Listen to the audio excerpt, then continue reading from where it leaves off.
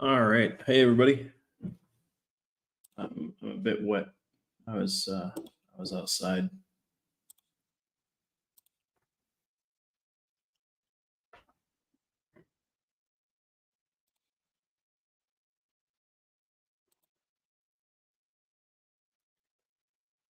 All right. Hey, guys. It's the 25th of November, 2023. It's a Saturday. I'm jumping in because I didn't jump on Wednesday, and I want to make sure I'm present enough for you guys to know. Um, Basically, the that song by that guy about not giving up. You guys remember that song? You remember the never gonna give you up, never gonna let you down, never gonna turn around and desert you. I'm surprised nobody's made a meme version of that song with cake and stuff. Like throwing cake on people. That'd be funny. Like dessert, desert, dessert. Anyhow, let's jump into the news. Feel free to like and subscribe. If you subscribe, you get notifications of when we do things, especially when we do things outside of normal hours. So today is outside of like normal days. Sometimes I play games on weekends, but usually daily news during the week. For those of you who aren't familiar, and then we go over like Cryptopolitan news because this is the Cryptopolitan Binance Live or YouTube or Twitter channel if you're checking us out on these different platforms. So that's where we're at on that. Let's jump right in. I know we talked about Kathy Wood's ARK Invest cutting Bitcoin stake despite CEO's high hopes. I also talked about the SEC having no reason to delay Bitcoin ETFs and why.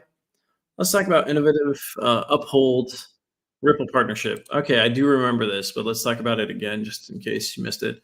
Uphold and Ripple have partnered to revolutionize the global cross-border payment system. Ripple's payment product, Ripple Payments, is central to this innovative solution for international businesses. Uphold will be a liquidity provider in Ripple's network, converting cryptocurrency into fiat currency.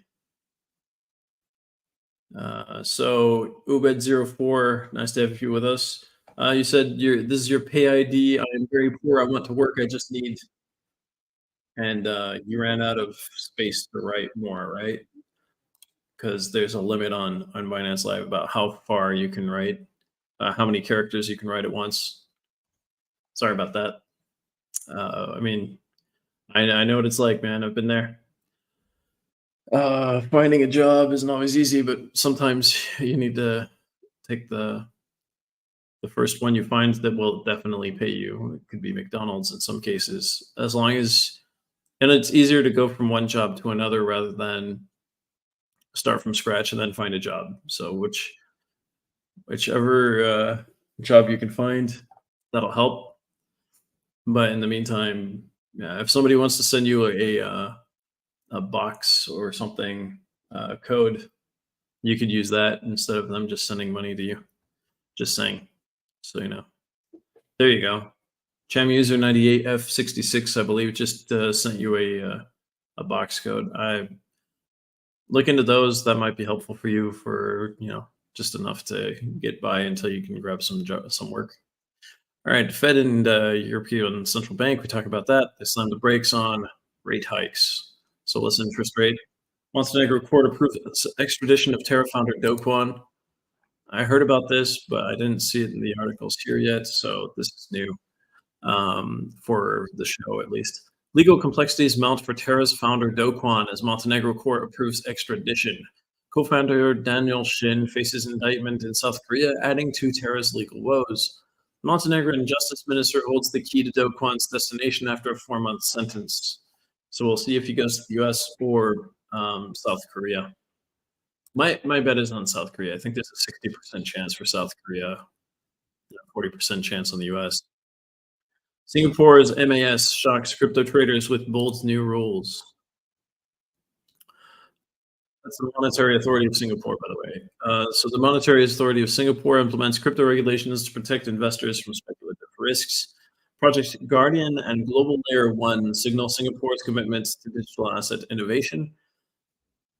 Crypto traders must be cautious. MAS warns of significant risks despite new regulations. Hi, Binance user 4763F. Nice to have you with us. Thanks for saying hi. It's always nice to see somebody just, no, they don't want money. They don't want fame or whatever. They just say hi. Hi, hello, how you doing? That kind of thing. It's always nice. Congressman Tom Emmer eyes subpoena for SEC chair over crypto rule. He was almost chairman, like he was almost Speaker of the House of Representatives. So that's interesting. Congressman Tom Emmer discusses possibly subpoenaing SEC Chairman Gary Gensler over his involvement with FTX. Allegations against Gensler contrast his previous claims of non-involvement in cryptocurrency matters. Emmer emphasizes the need for transparency in the SEC's handling of crypto regulations. And if you had anything to do with FTX, that would be huge because for some reason they never really investigated FTX, right? But they did for pretty much. They've taken every other crypto exchange to court, like Kraken, Coinbase, Binance. I'm forgetting some probably. Do Kwon's extradition has been approved. The Montenegrin court has approved the extradition of Terraform Labs co-founder Do Kwon, who faces multi-billion-dollar fraud charges in the U.S. and legal issues in South Korea. Kwon was previously sentenced to 4 months in prison for using forged passports and is awaiting a ministerial decision on his extradition destination. The case highlights the increasing global legal scrutiny in the cryptocurrency industry and could set a precedent for international regulatory approaches to crypto-related legal issues. So we'll see how that goes. Diverse Thanksgiving, crypto musings across the community. Get into that in just a second.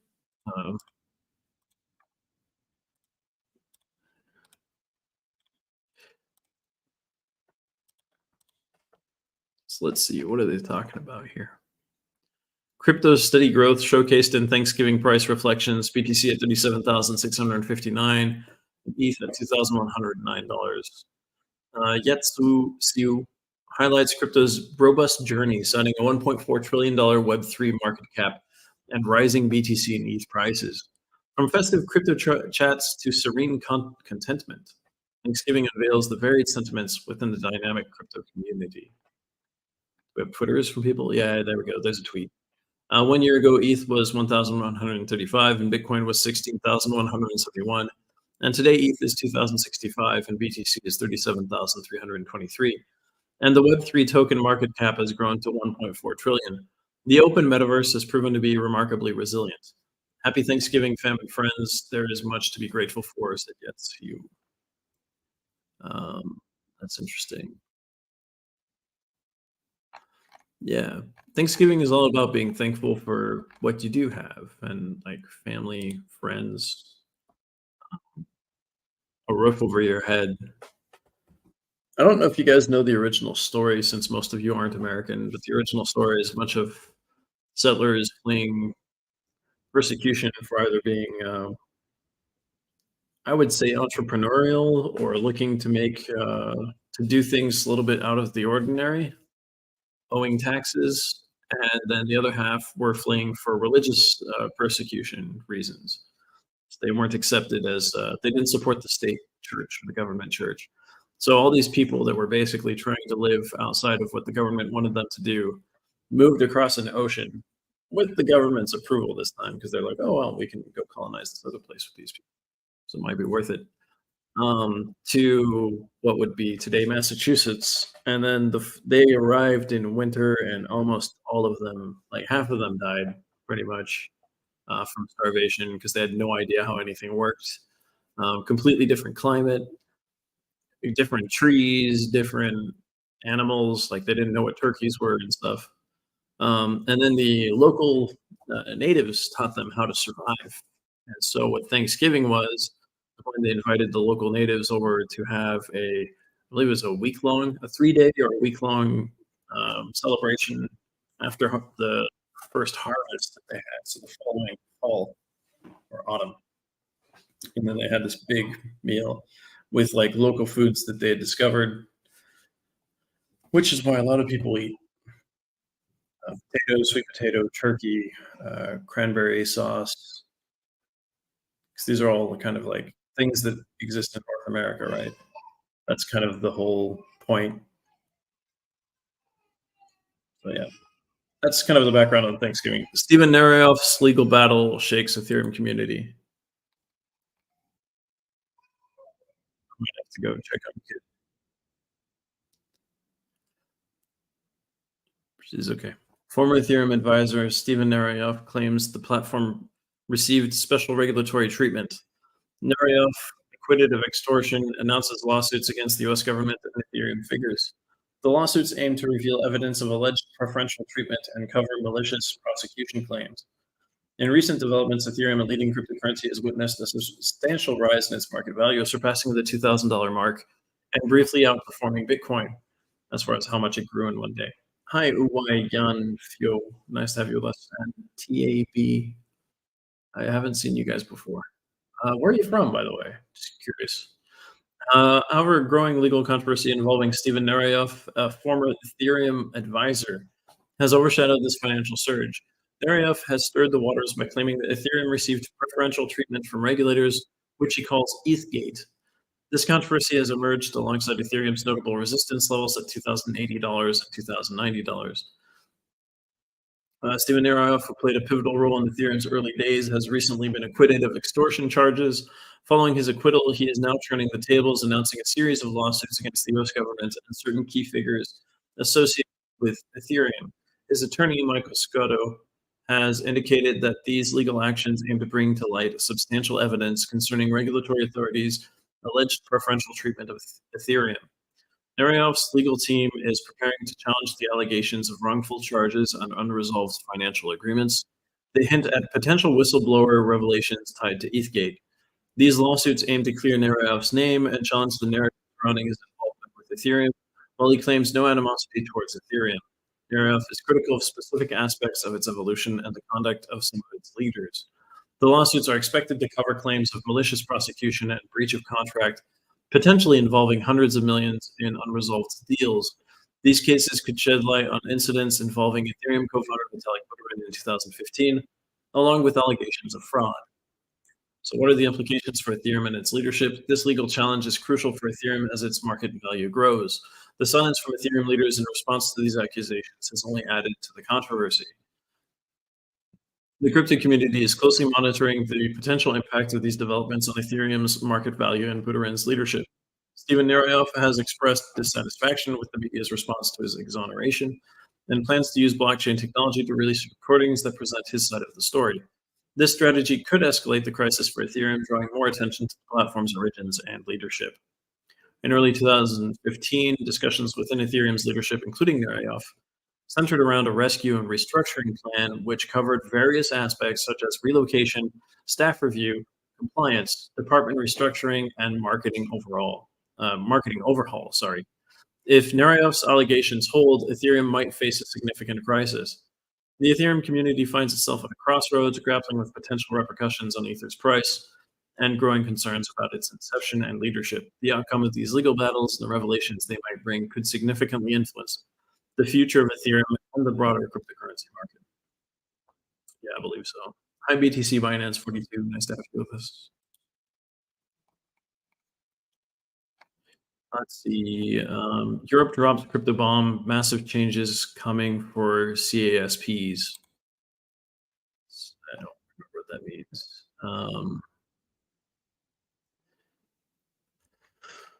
Europe's EBA proposes a major overhaul of AML CFT regulations, that's anti-money laundering, for crypto service providers, aiming to increase transparency and compliance. The new rules require detailed identification of both parties in crypto transactions and stringent monitoring of crypto activities. These changes represent a significant shift in Europe's crypto regulatory landscape, setting higher standards for CASPs and impacting the global crypto sector. So the European Banking Authority is getting involved, and this has to do with anti-money laundering and combating the financing of terrorism. So this probably also linked to the revelations about Binance that came out during the Department of Justice situation there in the U.S. Hi, Binance user 38532. Thanks for the welcome.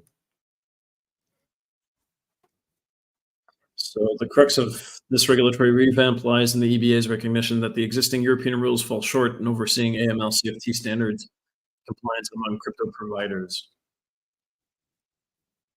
Interesting. So it's going to change how everything operates, and that's so. I remember when the EU passed rules about user privacy that you can ask for your information to be deleted, and a lot of websites around the world just would not let people from EU countries' IP addresses go on their websites. And then after a while, they started implementing the rules. GDPR is what it's called, rules, so that anybody could ask for their information to be deleted. So the European market, and if anybody else follows suit, these markets could actually, and these governments could actually force a solution to the AML problem, um, and the financing of terrorism problem that we kind of have in crypto, but we don't have it as much in crypto as we have it in fiat. Most of the money that goes to terrorist groups comes from governments and big financial institutions moving sometimes suitcases of money around, sometimes gold. So crypto is actually the safest way to move money around without giving it to terrorists, theoretically, in theory. Hi, Sadek 500. Nice to have you with us. Bitcoin Thunder pays a record-breaking $3 million as transaction fees. Since today's Saturday, I'm taking things a little bit easier and explaining things a bit more. I don't have 1,000 things to do afterwards, um, like I usually do. So, a Bitcoin sender has mistakenly paid a record-breaking $3 million in fees for BTC transaction. We talked about this yesterday. Ordinals craze and its effects on the rising transaction fees. Yeah, I'm not sure what's going on with ordinals. Um, some people, I saw a conversation on Discord where some people were talking about how there were all these ordinals being like automatically made, and they were empty, and it didn't make sense. And I'm very curious about some of this. So an astonishing 83.64 BTC was inadvertently consumed by transaction fees, leaving the recipient with only 55.77 BTC, which is equivalent to around $2 million at the current market price. They had 5 million, they lost 3 million in the transaction. They sent 5.1 million. They lost 3 million. They had 2 million left. It's a lot of millions, but yeah. If you have $10 and you lose $5 to send $3 to send $5 and you'll have $2 left, for example. The math is wrong. 5, 6, 7 plus 5. Yeah, it'd be more like no wait, it'd be 10, yeah. 5, 6, 7. No. Wow, I'm tired. It'd be 12. Okay. No. 3 plus 2 plus 5 is 10. 3 plus 2 is 5. I'm sorry, I didn't sleep well last night. I probably shouldn't be doing basic math right now. Oh my gosh. Um, in September, crypto firm Paxos mistakenly paid a $500,000 fee for processing a transaction worth only $2,000. Fortunately, Bitcoin miner F2 Pool involved in that case agreed to refund the excessive fee, demonstrating a degree of flexibility within the cryptocurrency community. The recent occurrence, while possibly a mistake on the part of the sender, aligns with a broader trend of rising Bitcoin transaction fees this month. The surge in fees is linked to the increasing popularity of ordinals, a novel concept similar to non-fungible tokens. Ordinals involve digital assets inscribed on a Satoshi, the smallest denomination of a Bitcoin.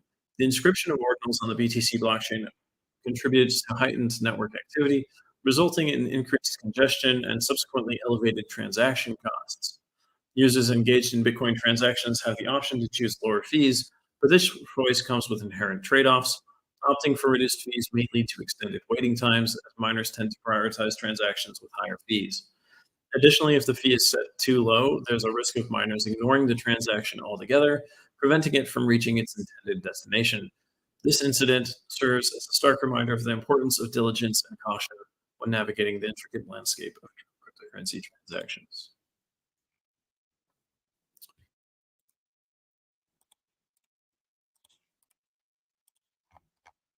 All right. Let's go check out some more news. What else is going on? El Salvador's Nayib Bukele's BTC stash suffers a slight decline. He says, oh, it lost it declined due to volatility. Economic resilience of El Salvador amid challenges. El Salvador's President Nayib Bukele, known for his strong endorsement of Bitcoin during the 2021 bull market, has encountered criticism for his ambitious investment strategy. In November of that year, Bukele announced an unconventional plan for El Salvador to add one Bitcoin to its balance sheet daily, a move that triggered skepticism from various quarters, including university professors and U.S. lawmakers. So, monitoring Bukele's Bitcoin investments through the Nayib Tracker website, which relies on the president's tweets due to the absence of official government figures, reveals that he is currently down nearly 8% on his investment of 3,120 BTC.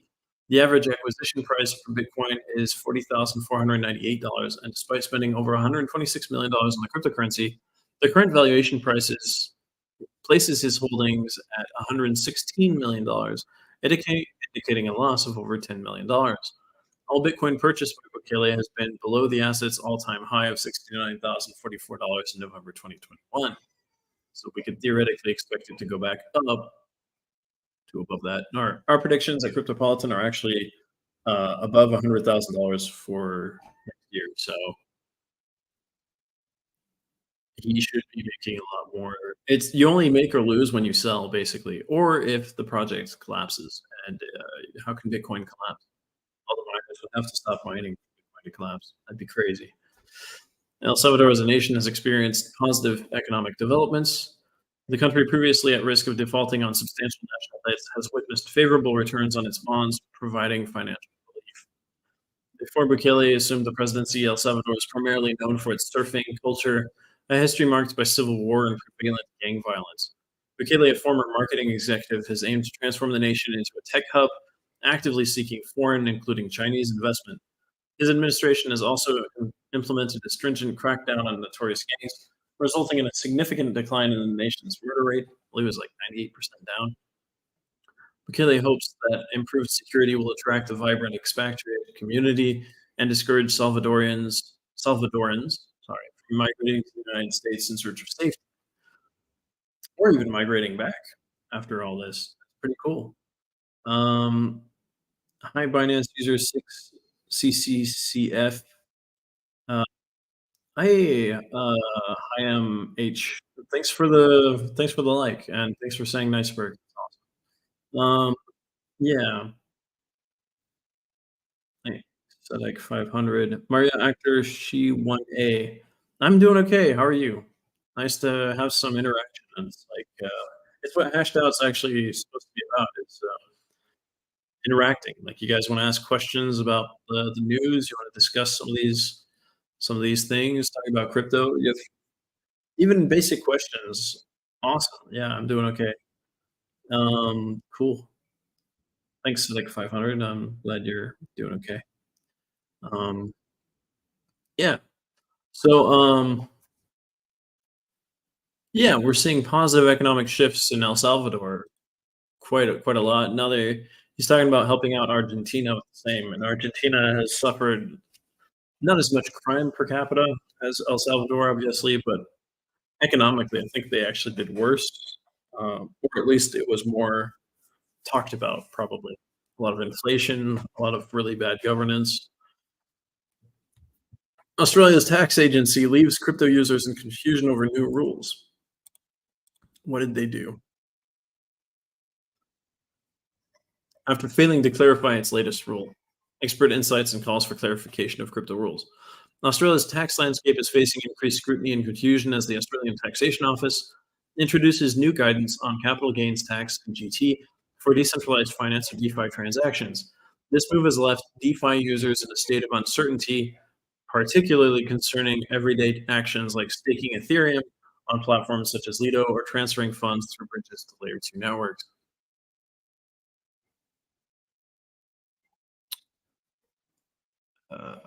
So they don't know if that's capital gains tax, if they should declare it or not. Uh, the ATO's guidance released on November 9th outlines that CGT is applicable. So capital gains tax is applicable when transferring tokens to an address or smart contract without beneficial ownership, or if the address holds a non-zero balance of the tokens.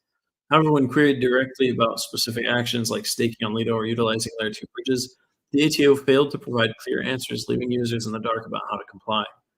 The ATO's examples of DeFi activities incurring CGT, or capital gains tax events, include exchanging one crypto asset for future rights, providing liquidity, listing tokens, and loaning assets.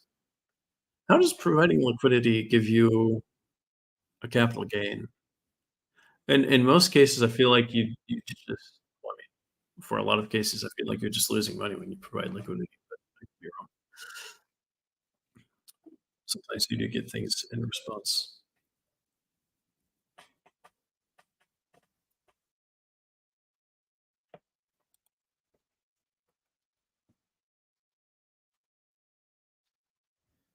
Hey, we have somebody from Germany here. That's cool. Chat's starting to talk with each other. That's awesome. ECB head, so European Central Bank head reveals Sun's lost uh, a lot of assets. That's funny to me, actually. Christine Lagarde's son. Now, president of the European Central Bank revealed her son lost about 60% of his investment in cryptocurrencies, despite her warnings against such speculative assets. This personal story highlights the volatility and risk associated with the cryptocurrency market, aligning with the ECB's critical stance on digital currencies.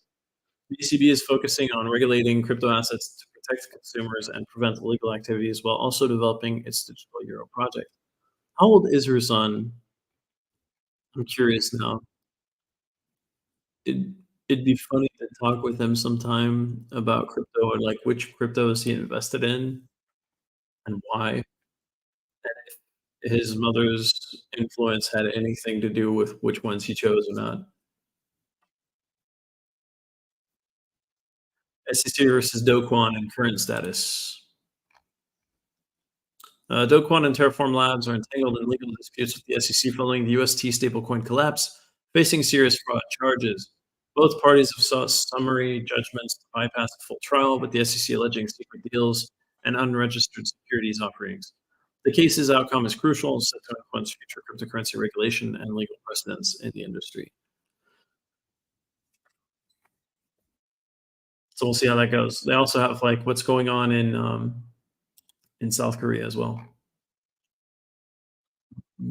President Javier Milei to dissolve Argentina's central bank.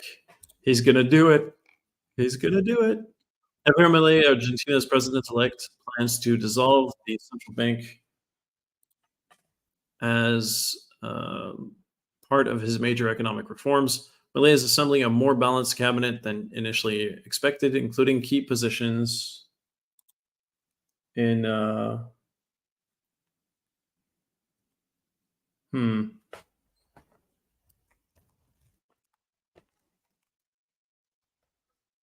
Can you guys hear me, by the way? Like, I'm not sure.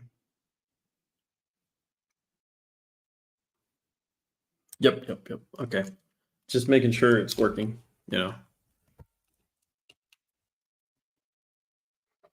Hello, Binance user CA270. Nice to have you with us. So, Milei is assembling a more balanced cabinet than initially expected, including key positions in Social Security and the state oil company. He faces challenges in implementing his ambitious plans like dollarizing the economy and privatizing state companies.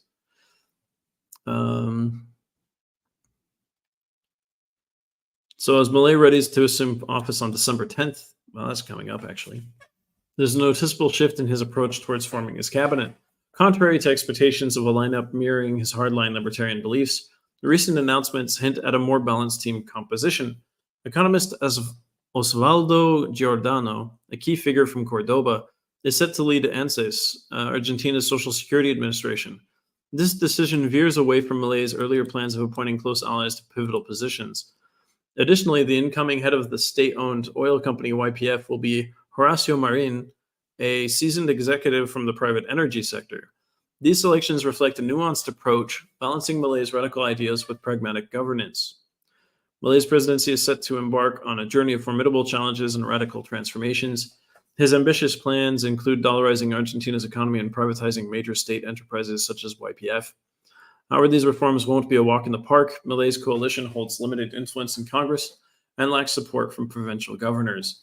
Balancing these political dynamics while adhering to his libertarian principles will require a high wire act of political and economic acumen. I would say so. That's going to be worth watching, though. Former SEC official says CZ has ties to Hamas and ISIS. What? Nah.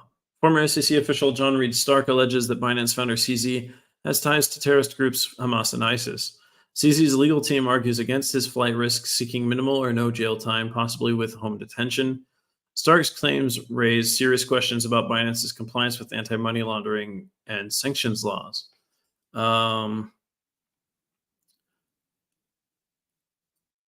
So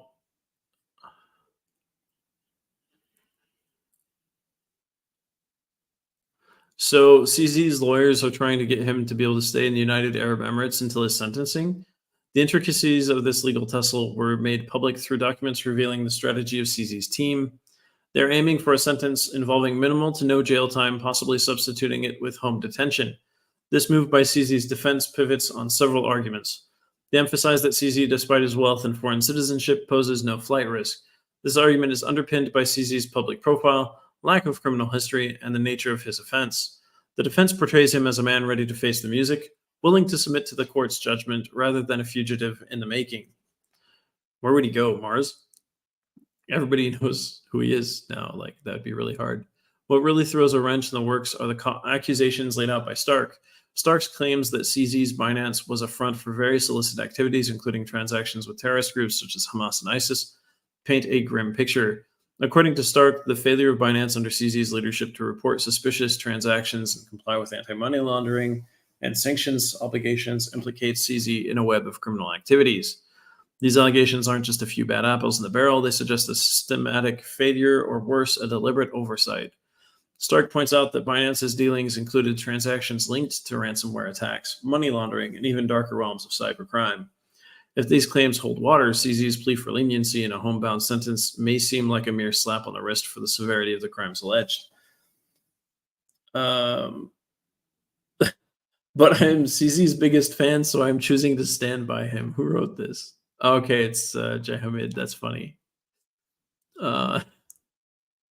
Need to write her sometime and ask if she's actually CZ's biggest fan. Now, the Department of Justice, in response to these allegations and CZ's legal maneuvers, is expected to push for a tougher stance. The Binance case involving a record-breaking $4.3 billion settlement reflects the seriousness of the charges. Stark emphasizes that this isn't about regulatory missteps, it's about holding individuals accountable for enabling and facilitating crimes of a severe nature. For CZ, this legal battle is not just a fight for his freedom, but a fight to salvage his reputation. If Stark's allegations gain traction, it could spell disaster for CZ, not just legally, but also in the court of public opinion. The situation places the judiciary in a delicate position. While it's essential to uphold the principles of justice and ensure that those at the helm of corporate giants like Binance are held accountable, it's equally vital to ensure that the punishment fits the crime. The outcome of this case could set a precedent for how white-collar crimes, especially those entangled with cyber elements and international jurisdictions, are handled. As the legal saga unfolds, the crypto world watches with bated breath. The ramifications of this case extend far beyond the fate of one individual. They could potentially reshape the regulatory landscape of the entire cryptocurrency industry. For CZ, this is more than a legal hurdle. It's a defining moment that could either vindicate him or vilify him in the annals of financial history. Hi, Bager7256. Nice to have you join us, as well as Anonymous Uzma4. Nice to have you with us as well. So Richard Teng prepares for post-CZ Binance struggles. Yeah, it's going to be tough. Richard Teng takes over as CEO of Binance, facing the challenge of guiding the company through legal issues and a $4.3 billion U.S. settlement. Teng must transform Binance's culture and restore investor confidence amidst ongoing legal scrutiny and market share decline. Binance confronts SEC lawsuits, international legal challenges, and increasing competition in the crypto market under Teng's leadership.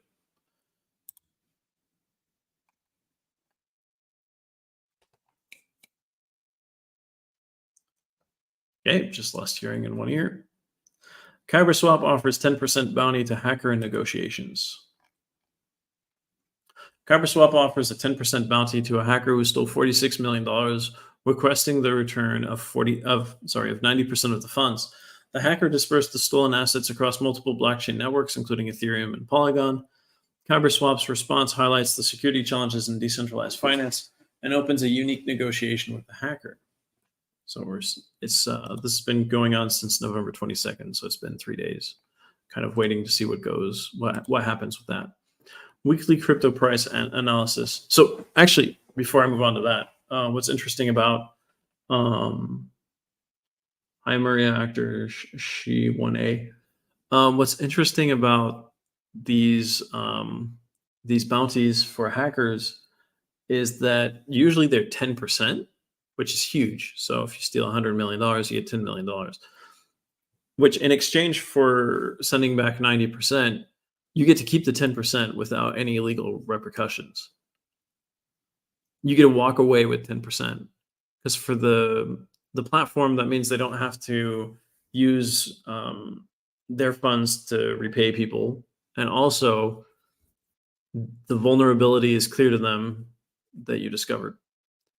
So there's this kind of there's a white hat side of this that could be interesting for people that want to get into cybersecurity and test the resilience of these different things. And they could make quite a bit of money doing it, actually, hacking crypto exchanges and stuff, and then sending back the most of it once they get like a bounty or a special fee for doing it. Weekly crypto price analysis. Yeah, we're seeing a lot of green here, but some pretty big red. I see Matic isn't doing well in here. BNB isn't doing well. Ton isn't. Link isn't. Uni isn't. FTT is doing the worst, it looks like. We'll check that out when we look at CoinMarketCap like we always do. Bitvavo expands services to France following regulatory approval. Okay. Dutch crypto exchange Bitvavo expands to France with regulatory approval. Bitvavo targets France's growing crypto interests. Bitvavo aligns with the EU regulations. Société Générale enters crypto scrutiny on Binance. What? Société Générale? Bitvavo's decision to enter the French market is bolstered by a notable trend observed in a recent AMF survey. The survey revealed that a higher percentage of French citizens own cryptocurrencies compared to traditional stocks and bonds. So it's 9% for crypto, 7% for stocks, and 2% for bonds. Yeah, I think that's accurate, especially young people. And also with the new regulations, like MiCA regulations, it should become clear like what you're allowed to do and not do. Hi, Nusrats, 1212, nice to have you with us. And Lukanov, 64, nice to have you with us too. A better day, nice. Richard Tang pledges to uphold principles and drive innovation. Ethereum NFT game Symbiogenesis unveils auction dates by Square Enix. That's interesting. Let's take a look at this. Square Enix is launching its first Ethereum NFT game, Symbiogenesis, with an auction for NFTs starting November 27th, so that's Monday, in 3 phases. The auction features a unique approach, offering NFTs for free to allow list members, with auctions triggered if multiple claims are made on a single NFT. Symbiogenesis, a narrative-driven digital collectible art project, integrates characters and items as Ethereum NFTs and is set to launch on December 21st. Interesting. Did not expect to see that today. I should have, but I didn't. Popular Bitcoin Lightning app wallet of Satoshi exits the US market. Wallet of Satoshi, a major Bitcoin Lightning wallet provider, has withdrawn its app from the US Apple and Google App Stores. This move coincides with the app approaching over 1 million transactions and follows reports of increased regulatory scrutiny in the US. While US users can still access and transfer their Bitcoin funds, the company's exit marks a significant setback for the Bitcoin Lightning Network's growth in the US. Hello, Sanji88. Nice to have you with us. How are you doing today?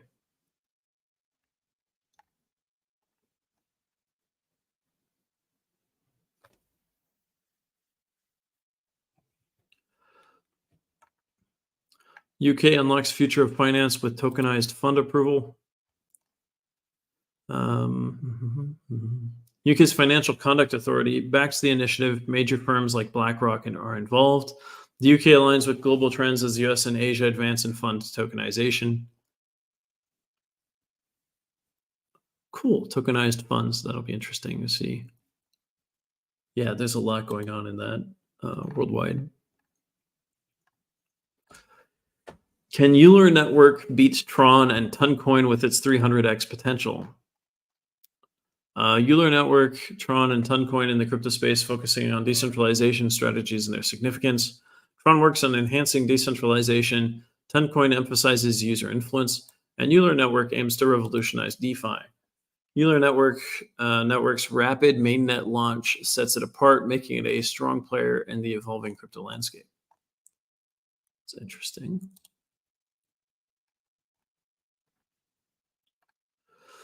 Envious of Dogecoin and Shiba Inu gains. Get on GameStop memes for better returns on investments.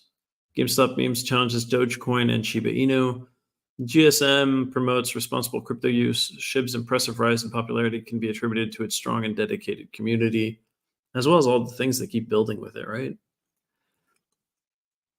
GameStop memes, that's funny.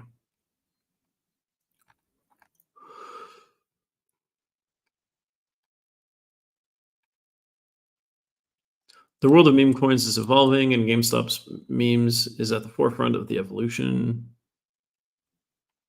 That's interesting. So yeah, keep an eye out for that. That's something that's moving a lot. Blast Network rockets past $400 million. Sorry, TVL in record time. What's fueling the frenzy? Let's take a look.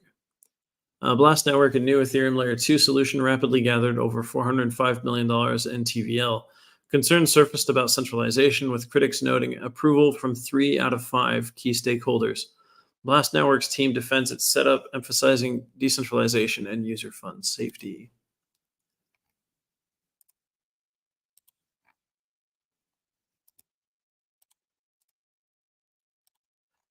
Interesting. Victory Securities granted approval for crypto trading in Hong Kong. That's cool.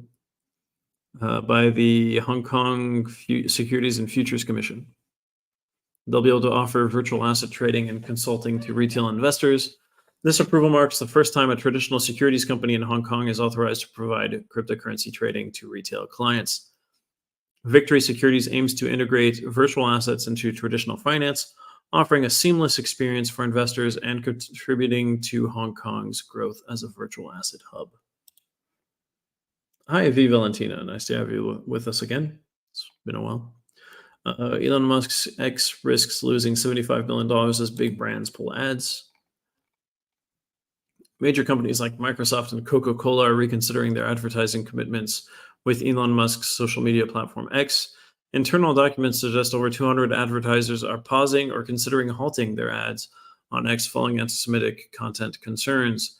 X faces a potential loss of $75 million in advertising revenue by the end of 2023 due to the exodus of these major brands.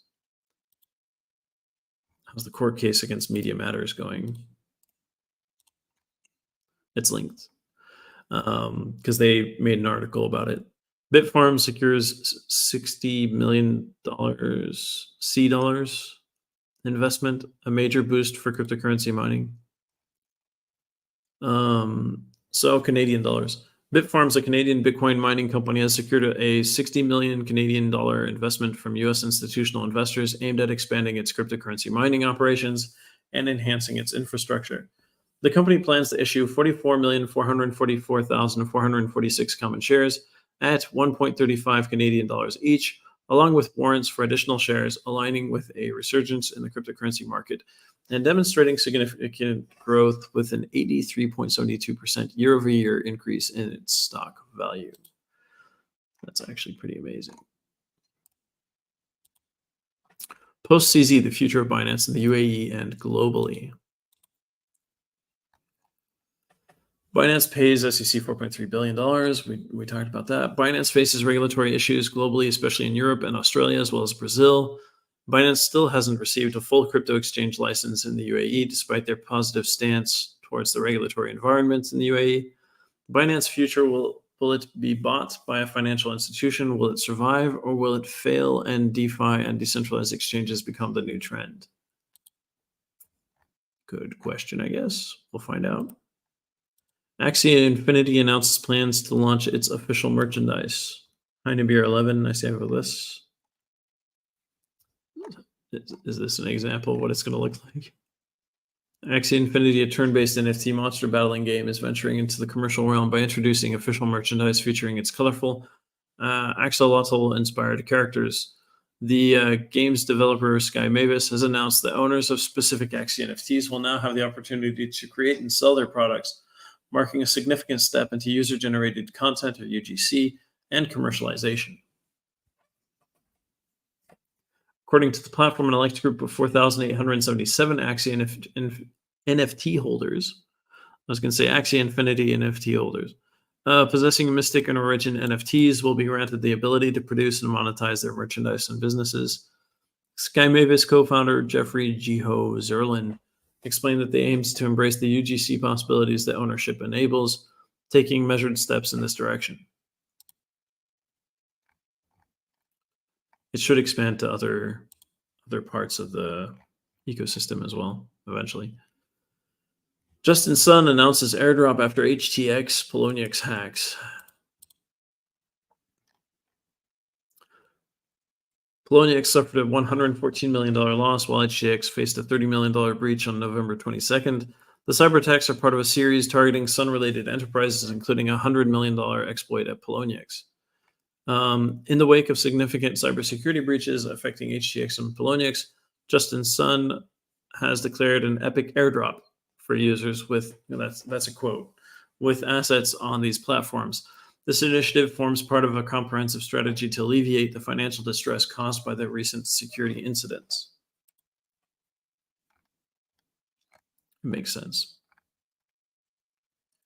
Coinbase's stock price rises to hit an 18-month high figure.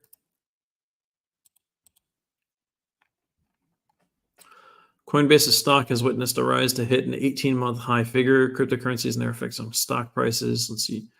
Presently, Coin is valued at $115.75 per share, showcasing an impressive surge of nearly 6% within the past day. On Friday, it briefly touched $117 per share, marking a noteworthy ascent. Over the preceding month, the Coinbase's stock has experienced a remarkable climb, surging over 41% from its position at $82 per share. That's crazy. It's been traded on NASDAQ since 2021. The last time Coin reached this price level was in May 2022.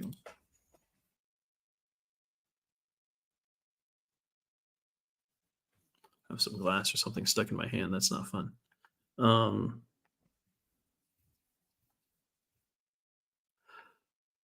MicroStrategy, Record of Ragnarok continues to thrill.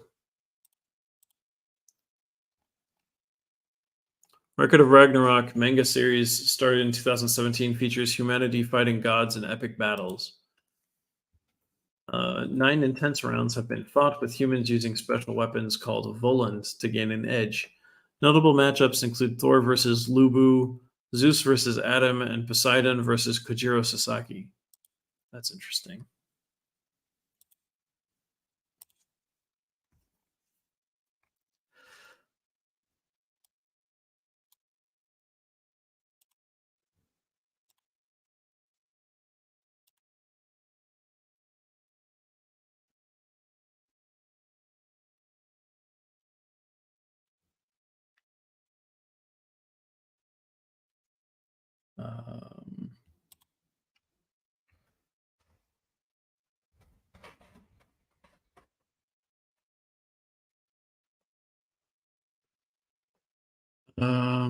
Clarification. So, let's see. MicroStrategy stock price hits 2-year high.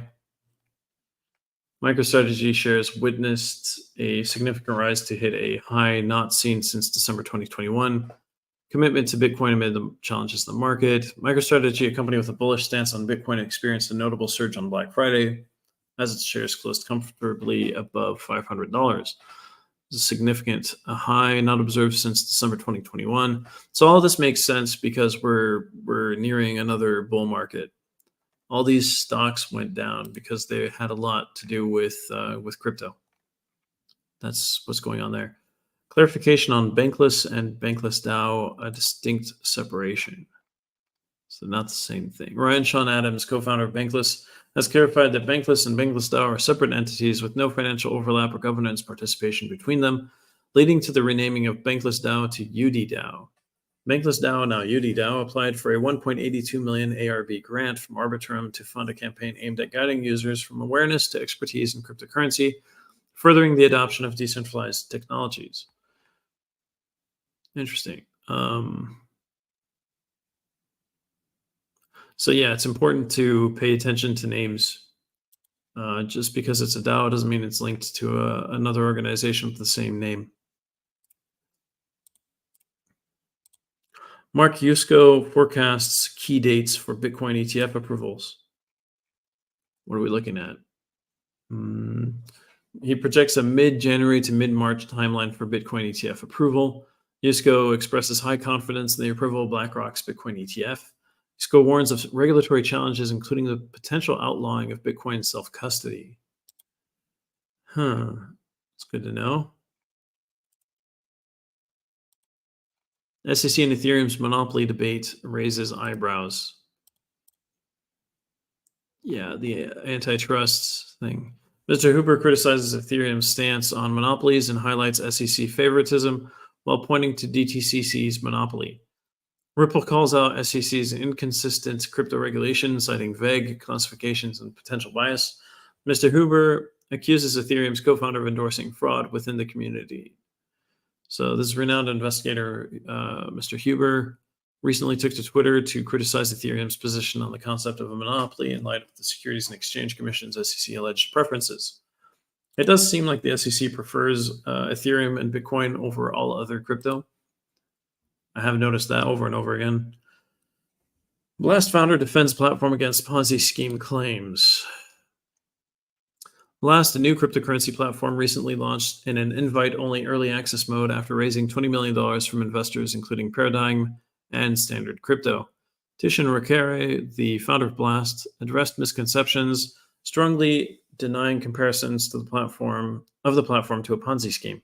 The platform claims to offer 4 to 5% yield generation for Ether and stablecoins sourced from reputable platforms like Lido and MakerDAO.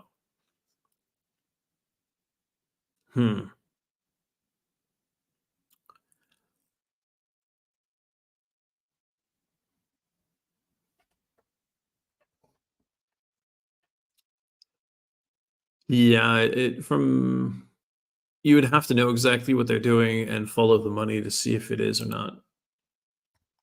It doesn't really matter what they say. Actually, somebody sent me a link to a project yesterday that said, we will make you, 10% a week, 1% a week? Anyhow, a certain percentage a week, guaranteed gains. When I see guaranteed gains, media red flag. The website had a lot of really bad spelling errors. Like they had no idea what they were doing and they didn't actually pay somebody to write the stuff, or they didn't write it well themselves, so they didn't actually care about how well things were written. That's another big red flag. If you don't care about either the user experience or the writing on the website, that's very strange, especially if you're expecting people to trust you with their money. The other thing I saw, there was no way to see where the funds go and what they do with them. Just some expert investor did things for you. This isn't Blast. This is a different platform I looked at yesterday that I won't give any publicity for because I think it's a scam. And then the other huge red flag to me was they were based in a co-working office as far as their address. And on the website of the co-working office, they were not there. Nothing about them in the website at all. You would think if a big company, an investment company, sets up their office within your co-working office, you would have something about them on your website. Like they might organize some kind of meeting, or there would be some event. Nothing at all. So, 4 or 5 red flags, don't put your money in it. I don't know about Blast. Of course, the founder is going to defend their platform. Even if it were a Ponzi scheme, they would still defend the platform. So it's really hard with these kinds of uh, allegations to defend the platform if you don't know exactly where the money's going and you can't follow it yourself, and you just have to trust their word. That's a problem. So might want to figure that out. Hopefully, someone's looking into it so that we can clarify all this independently of the founder and the team. Azuki DAO drops lawsuit, emerges as Bean with $10 million boost. That's in quotations, by the way. Azuki DAO becomes Bean, secures $10 million for growth. Bean rises from lawsuit fallout, poised for success. Bean Dynamics, Azuki NFT holders drive exclusive minting. And a significant development for the decentralized autonomous organization community, Azuki DAO has undergone a transformative rebranding, now known as Bean. This strategic shift comes on the heels of the DAO's decision to drop a proposed lawsuit against Zagabond, the creator of the Azuki non-fungible token collection. The lawsuit, stemming from a contentious $39 million NFT minting event in June, has been set aside as the DAO embraces a new direction. And they're integrating with the Ethereum Layer 2 Blast ecosystem. Interesting. It's a lot of changes at once. Hi, Extra Money, V Valentina. Nice to have you with us. And a SIF user 1D173. Nigerian politician arrested in Patricia Technologies crypto theft.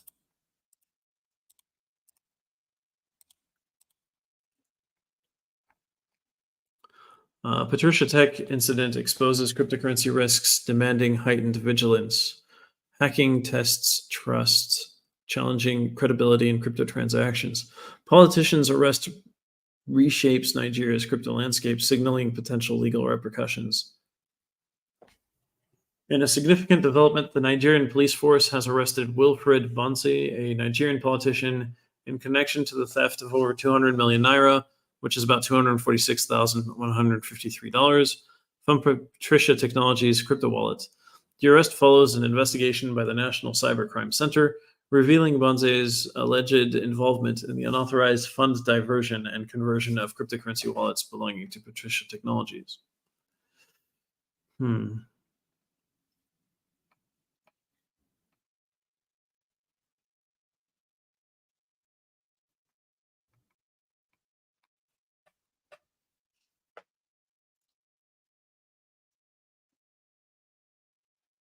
To address customer concerns, Patricia Technologies enlisted DLM Trust as an escrow agent for distributing customer repayments.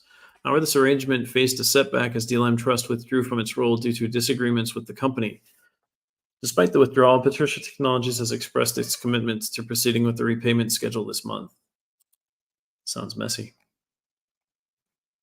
Interactive Brokers HK Gains, or Hong Kong Gains, approval for crypto trading. Interactive Brokers Hong Kong receives SFC approval to offer virtual asset trading to retail clients. Hong Kong residents can now trade Bitcoin and Ethereum on the IBHK platform. Previously, IBHK's virtual asset trading services were limited to professional investors. So if you live in Hong Kong, now you can use IBHK. Before, it was only, special people like VIPs. Hi, Banzal Boy. Nice to have you with us again. Why is the crypto market up today? Bitcoin set to hit $40,000. Analysts predict that crypto's bad days are behind the investors. Bitcoin has hit new highs since May 2022 and is expected to hit $40,000 by the start of December. So what is influencing the market gain? The price movement is tied to the awaited Bitcoin spot exchange traded funds, approval by the United States SEC, and the Binance wrapped up market situation. Crypto investors remain hopeful they will spend Christmas festivities with the presence of a fully picked up bull rally. Nice. All right, I think that's it as far as the news. Let's take a look at CoinMarketCap. So like what's nice about Thanksgiving, Black Friday, Cyber Monday, and Christmas, this entire time period is very and New Year's, this entire time period is where people focus more on the future, focus on what they have, what they're happy about, being content with what you have, being happy with what you can have, and looking to the future. Very positive, constructive things. And it looks like there's quite a bit of red in here. Well, let's take a look at the main stuff. So CoinMarketCap is a website that shows a lot of crypto prices and market caps, daily traded volume, things like that. It's very helpful if you want to get a quick overview of what's been happening in the last 24 hours and 7 days for different currencies, and sometimes different projects as well. They have a lot of different things to look at. So the global crypto market cap is $1.43 trillion. It's down from $1.44 trillion. It's a 0.97% decrease over the last day. The total crypto market volume over the last 24 hours is $40.1 billion, which makes a 15.30% decrease.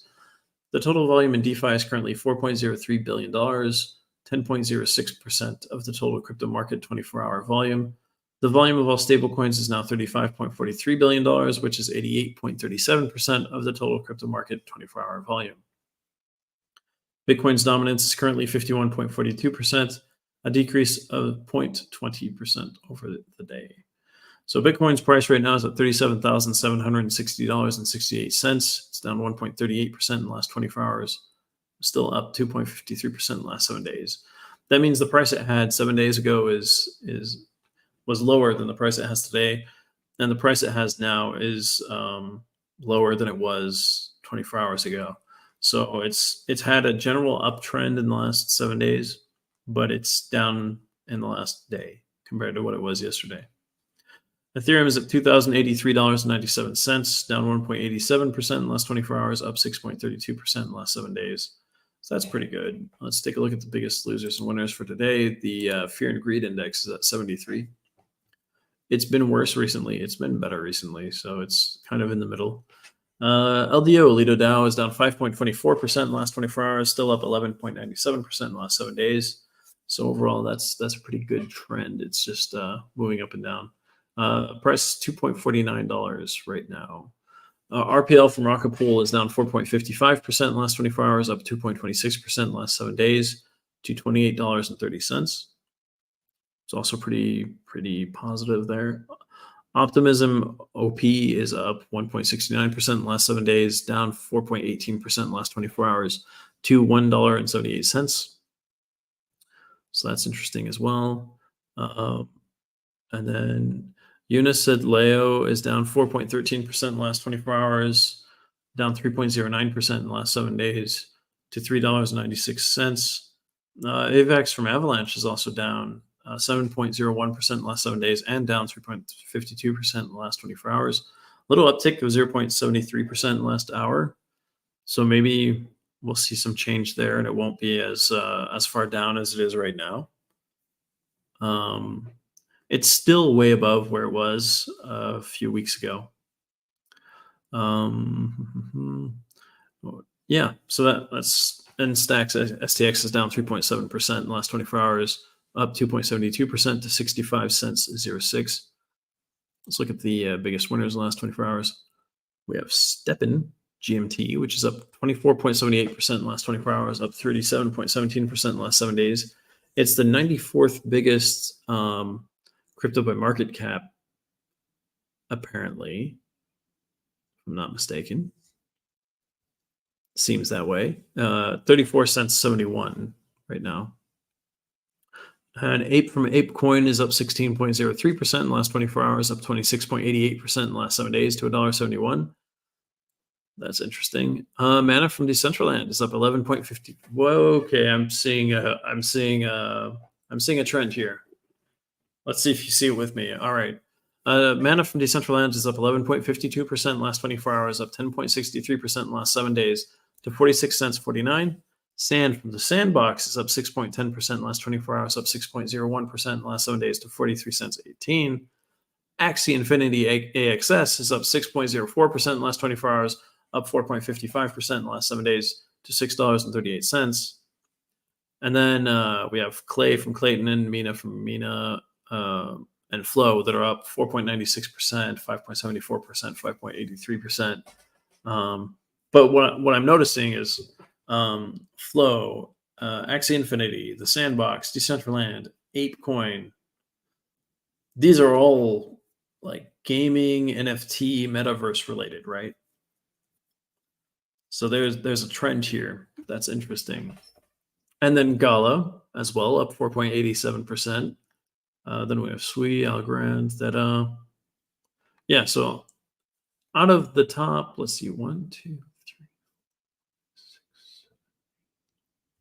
Out of the top 10, 1, 2, 3, 4, 5, 6, at least 6.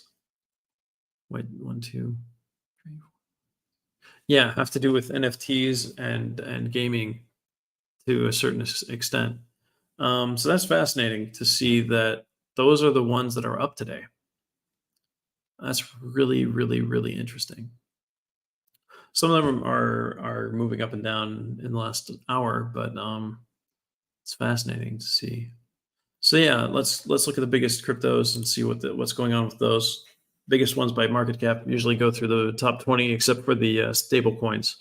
So like actually today I'll tell you which ones are stable coins, so you know if you're new to this whole thing. Do a little bit more education since we have the time. We talked about Bitcoin and Ethereum. The first stable coin in market cap is Tether USD, which is USDT. So it's a peg to the US dollar. Obviously, it's up 0.01%, up 0.000%. The goal is for it to be exactly the same value as a dollar. So it shouldn't be moving a lot in the last hour, 24 hours, or 7 days if it's pegged correctly, right? All of these should just be zeros. But there's always a little bit of like, 1 cent here, 1 cent there, kind of to stay pegged to the US dollar, because the US dollar changes in value as well. There are a lot of, it's actually complicated to keep a stable coin stable. BNB is down 0.79% in the last 24 hours, down 4.46% in the last 7 days to $233.92. XRP is down 0.44% in the last 24 hours, up 1.79% in the last 7 days to 62 cents 07. Yeah, I did see it at 61 cents something yesterday. SOL from Solana is up 0.6% in the last 24 hours, up 0.18% in the last 7 days, sorry, to $58.68. So what's interesting is BTC, Ether, BNB, XRP, and SOL are all currencies used to pay for transactions on blockchains, specific blockchains like Bitcoin, Ethereum, was it BSC, or like Binance Smart Chain, and XRP, Ripple Smart Chain, and Solana, right? USDC is a stable coin, so it's at $0.9999 right now, but it should move closer to $1. Okay, it just dropped to 9998. So it's down 0.04% in the last 24 hours, up 0.01% in the last hour. So it's trying. There we go. It's back to 9999. It's trying to get back to that $1 sweet spot for a stable coin, right? Because it's also, as the name indicates, USDC. So this is a Circle USD stablecoin. Hi, Asif Banyan. Nice to have you with us. And Sumaya 60, Nibir 11. Ada from Cardano, also a cryptocurrency used for a blockchain, for the blockchain gas fees, is down 0.02% in the last 24 hours, up 6.64% in the last 7 days to 39 cents 35.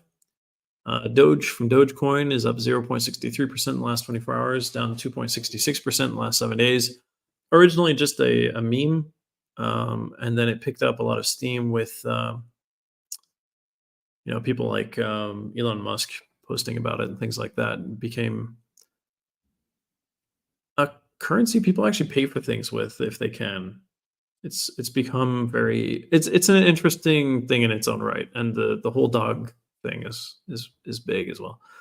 TRX from Tron is up 3% in the last 24 hours, 3.52% up in the last 7 days, 10 cents and 64.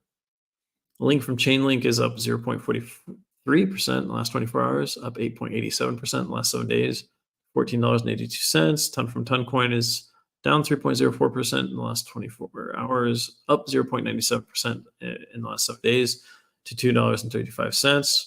AVAX from Avalanche, which is also, as well as Matic on Polygon, Dot on Polkadot. These are all for transaction fees on cryptocurrencies. Most of these that aren't are either wrapped or stable coins. So there aren't that many left for this for the top 20. AVAX is down 3.33% in the last 24 hours, down 5.78% in the last 7 days to $21.06.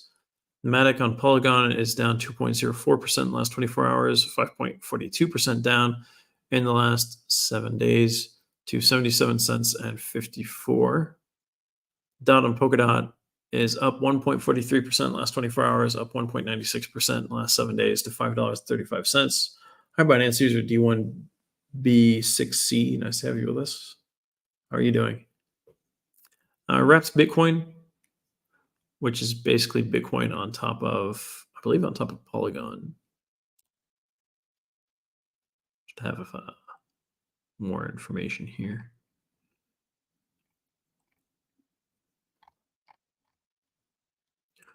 So you can move Bitcoin on top of other.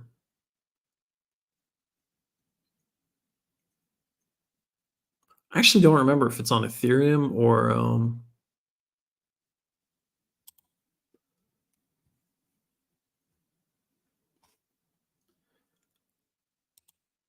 this is when you go check the white paper out.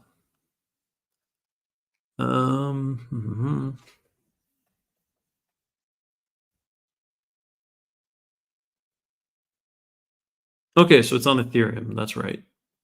So Wrapped BTC, it's an ERC20 token backed by Bitcoin. So basically, it's like a stable coin for Bitcoin on the Ethereum network.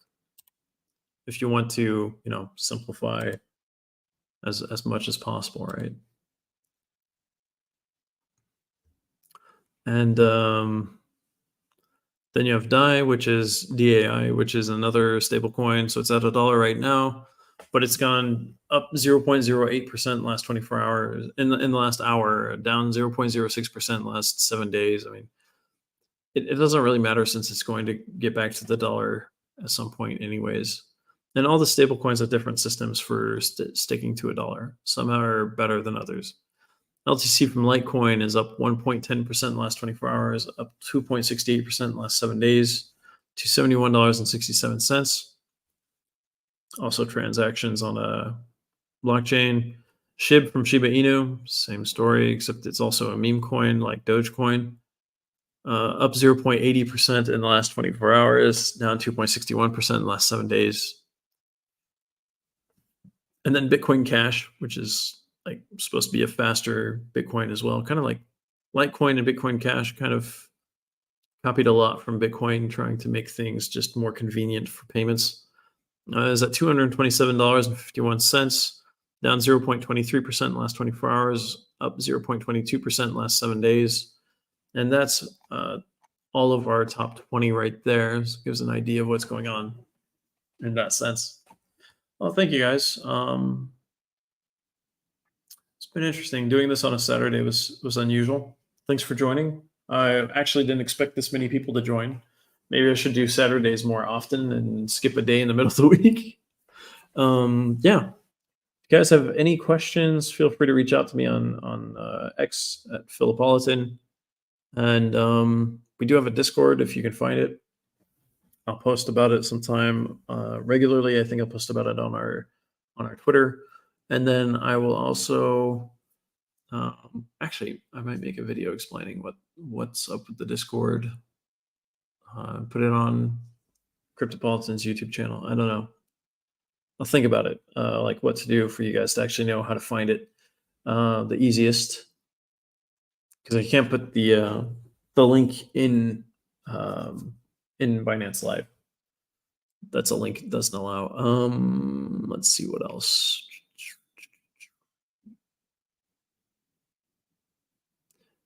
Yeah. I hope you guys have a really good Black Friday and a very good weekend. So Black Friday is over. So a very good Cyber Monday, because today's Saturday. Doesn't feel like it to me, because things have been pretty crazy recently. But yeah, have a great rest of the weekend and a great Cyber Monday. I'll be on Monday for the show, and then we should have more guests on Fridays. So definitely like subscribe, and you'll get notifications for our different shows and things like that. The title usually says what we're going to do. Friday was an exception because of yeah, the things happen when you do things live. So that's how that works. Thanks for joining in. Thanks for being part of this. And like I said, you guys can also shape a little bit of what we do on the show by commenting, constructive criticism or ideas, and sharing those. Then you can do those on Discord or send them on X as well, if you can find us. So like I said, Philipolitan for directly contacting me, or you could also follow us on X, Cryptopolitan's special Twitter handle. You can check that out. We post news on there as well, so you get information pretty quickly. Sometimes, like for the biggest news, it's usually right away, and for anything else, it's delayed by a few hours. Usually, it seems. So yeah, just have a great weekend. Thank you guys for jumping on. I'm gonna head out, spend some family time, because it's like Thanksgiving weekend, right? And I'm still part American. Let's put it that way. All right, see you guys. Nice to have you with us.